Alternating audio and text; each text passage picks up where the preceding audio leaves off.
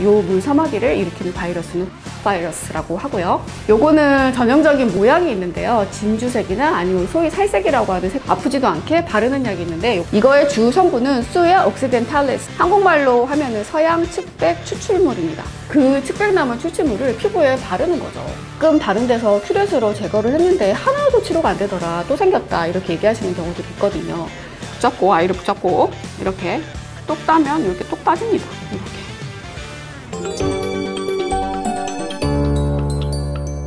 안녕하세요. 베리엘TV 정윤희 원장입니다. 오늘의 주제는 바로 물사마귀입니다. 자, 아이 몸에 물사마귀가 났는데 아이가 자꾸 만지니까 전염되는 것 같고 다른 아이들한테 피해를 주지는 않나, 혹시 우리 아이가 그것 때문에 좀 위축되지는 않나, 이런 고민도 하셨을 것 같고, 그리고 이제 병원에 꼭 가서 치료를 해야 되는지, 집에서 할 수 있는 치료 방법은 없는지, 병원에서 한다면 어떤 치료를 하는 건지, 치료를 하면 아프지는 않나, 재발하지는 않나, 이런 궁금증이 생기셨을 거예요. 그래서 저도 인터넷 찾아보다 보니까요, 아프지도 않게 바르는 약이 있는데 요거를 직구로 구매를 할 수가 있더라고요. 과연 어떤 원리로 치료가 되는 건지 낱낱이 파헤쳐 보겠습니다. 일단은 뭔지는 모르겠지만 이 성분을 보니까 독한 건 아닌 것 같고 무슨 추출물 이런 정도로 되어 있는 것 같네요.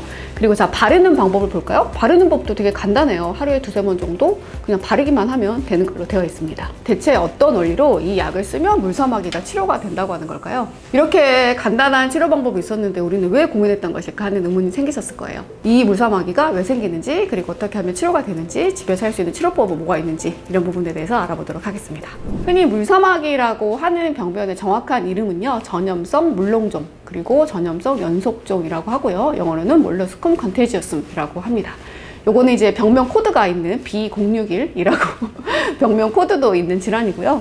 간단하게 말씀드리면 이 물사마귀는요, 다른 사마귀처럼 바이러스에서 생기는 질환입니다. 요 물사마귀를 일으키는 바이러스는 폭스 바이러스라고 하고요. 요거는 전형적인 모양이 있는데요, 진주색이나 아니면 소위 살색이라고 하는 색깔로 반구형 도움 모양으로 되어 있고, 그리고 이 돔 모양의 가운데 이렇게 볼록 들어간 배꼽 부분, 엄블리케이션이라고 하는데 그 부분이 특징적인 모양이 있습니다.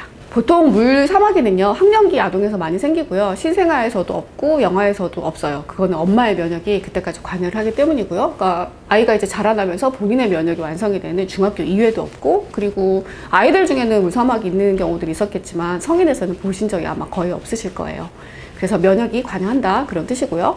그리고 여아보다는 남아에서 좀 더 많은 편이고, 아토피가 있는 아이에서 좀 더 후발하고요. 그리고 면역 억제 상태라거나 뭐 기타 다른 전신적인 문제가 있을 경우에 좀 더 후발하는 경향이 있습니다. 일단은 이 물사마귀를 정확하게 진단을 하려면요, 잘 뜯어내서 현미경으로 몰러스쿰 바디를 찾거나 핸더슨 페더슨 바디를 찾으면 그것은 확증이 됩니다. 그런데 보통의 경우에는 진료 받으러 가시면은 이 특징적인 부위에 특징적인 모양이 있는 것 자체만으로 임상적으로도 진단이 충분히 가능해집니다.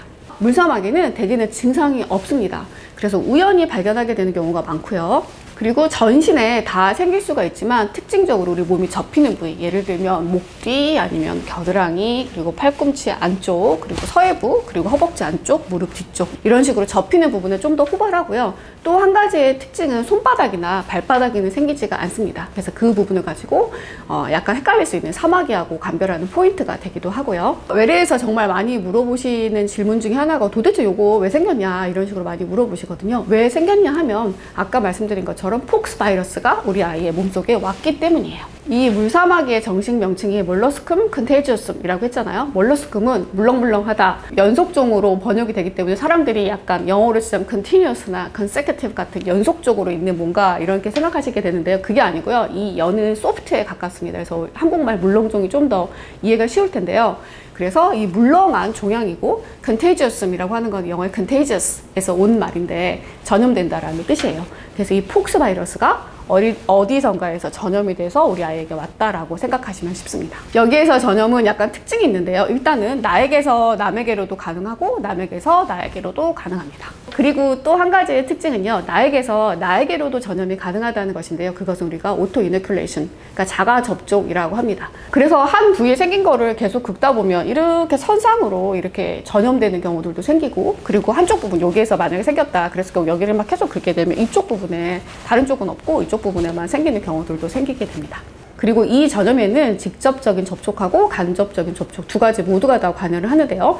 직접적인 접촉은 직접 피부와 피부가 닿았을 때 생기는 접촉이고, 또 한 가지 간접적인 접촉도 가능한데요. 간접적인 접촉은 영어로는 포마이트라고 하는데요. 감염에 매개물이 있을 수 있다는 뜻입니다. 예를 들면 화나가 가지고 놀던 장난감, 의자나 가구, 그리고 수건, 그리고 드물지만 수영장을 배지로 해서 전염된 경우들도 있게 됩니다. 그래서 혹시 가족 내에 물 사마귀가 있는 경우, 어른에서의 전염은 흔치 않으니까 상관이 없지만 가족 내에 형제나 자매가 있는 경우에는 전염되지 않도록 따로 씻기시고 따로 목욕을 시키시고, 그리고 뭐 수건이나 비누 같은 경우에도 공유하는 것은 추천되지가 않겠습니다. 그렇지만 크게 걱정을 하실 필요는 없는데요. 코로나 바이러스의 증상이 개개인마다 다 다르듯이 얘네도 바이러스라서 모든 사람에게서 뭐 증상을 심하게 일으키는 것이 아닙니다. 그러니까 만약에 면역 상태가 좋다 하면 뭐 약간의 접촉이 있었어도 감염이 되지 않는 것이고, 증상이 뭐 경미할 수도 있는 것이고요. 반대의 경우도 생길 수 있는데요. 우리 아이에게 물사마귀가 있다고 해서 우리 아이가 아주 몸이 허약하다거나 몸이 어디가 아프다거나 이런 식의 걱정은 하실 필요가 없겠습니다.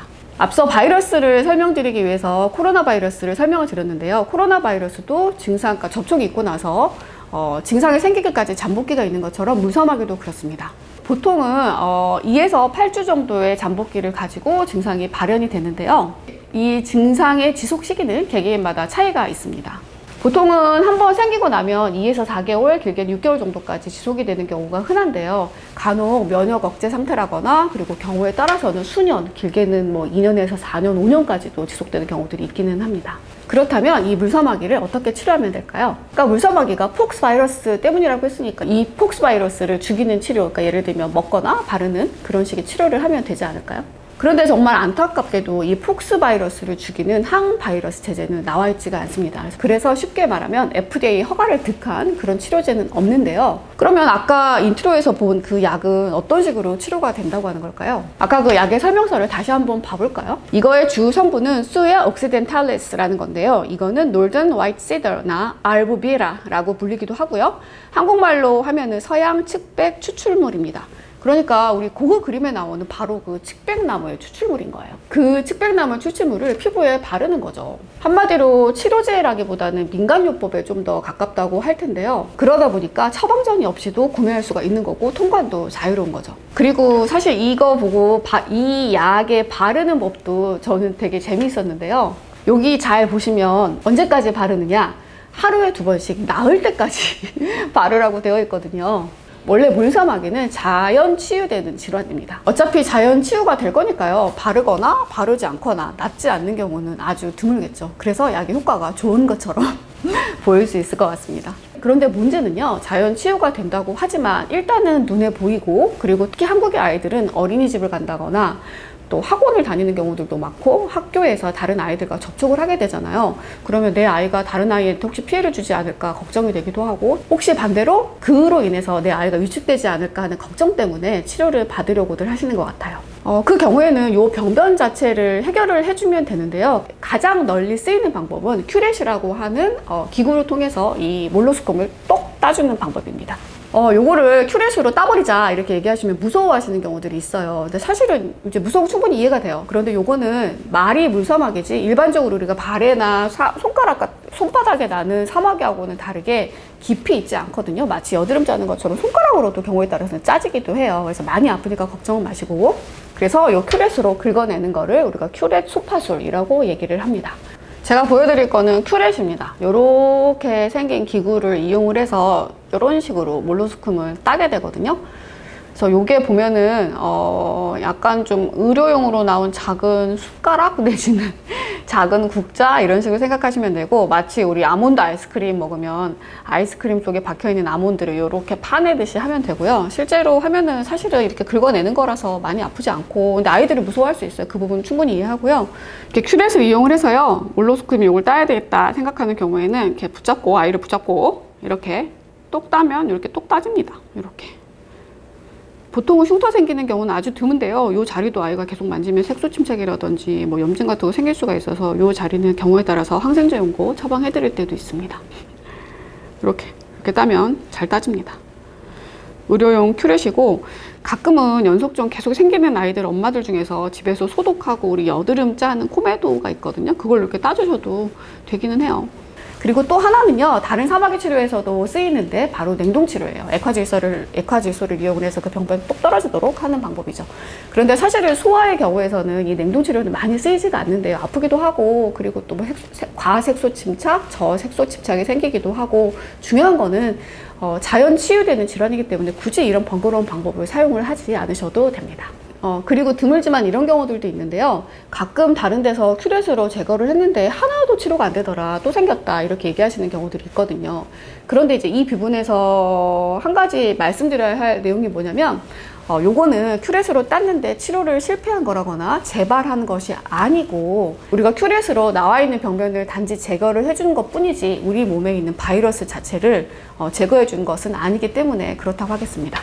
그래서 이런 바이러스의 잠복 감염 상태에 관여하는 것이 바로 면역입니다. 그래서 보통은요, 아이들 같은 경우에 보통 잘 먹고 잘 놀고 뭐 돌아다니다 보면 어느샌가 없어지는 경우들이 많아요. 그런데 그 경과를 단축시키고 싶다, 이럴 때는 도움이 되는 것이 바로 비타민 D나 아니면은 아연 같은 기능학적 접근이 가능하고요. 실제로 요 사마귀 치료를 위해서 먹는 아이들용 영양제가 있기도 해요. 요거 먹고 나면은 좋아지는 경우들도 있기는 합니다. 그리고 또 한 가지는요, 우리 물사마귀의 경우에는 대개는 무증상이거든요. 그래서 우연히 엄마가 발견을 하는 경우가 많아요. 그런데 드물지만 특히 아토피 환아라거나 다른 습진이 있다거나 피부염이 있는 경우에는 이 물사마귀가 가려울 수가 있습니다. 그럴 때는 이 가려움증의 증상을 조절을 해주는 치료가 도움이 될 때가 있는데요. 앞서 말씀드린 것처럼 물사마귀 자체는 자가 접종이 가능하기 때문에 최대한 긁지 않는 것을 아이에게도 잘 설명해 주시면 좋겠습니다. 그리고 마찬가지로 연고는 증상을 조절해 주는 것 뿐이지 연고를 발랐다고 물사마귀가 들어가지는 않습니다.